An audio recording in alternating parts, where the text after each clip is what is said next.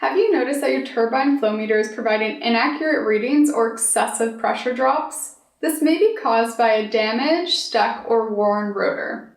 In this video, we're going to show you how to remove the rotor from a turbine flow meter for replacement or cleaning.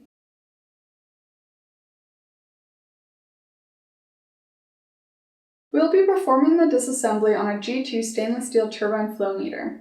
Step 1. Remove the turbine from the system. Step 2. Take note of the orientation of the supports and rotor as they are removed. They aren't bidirectional, so it's critical to reinstall them in the same orientation. Step 3. Using a pick, gently pry one retaining ring from its groove. Remove the support from the meter bore. Step 4. Carefully remove the rotor. Small nicks can affect accuracy. Step 5. Turn the turbine over and remove the other retaining ring. Remove the other support. Step 6. Inspect the flow meter for signs of wear. The body bore, the rotor, and the support should be smooth. Replace any parts as necessary. Step 7. Replace one support and retaining ring into the meter bore.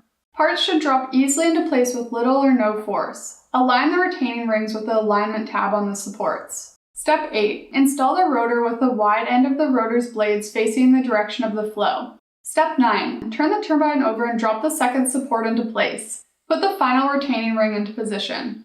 Step 10. Reinstall the turbine, purge the system of air, and verify accuracy before use. We hope you learned something during this video. If you found it helpful, please like, comment, and share with your friends and colleagues. If you have any questions or comments, please reach out to 1-800-668-2268 or sales@cpsystems.com. Thanks!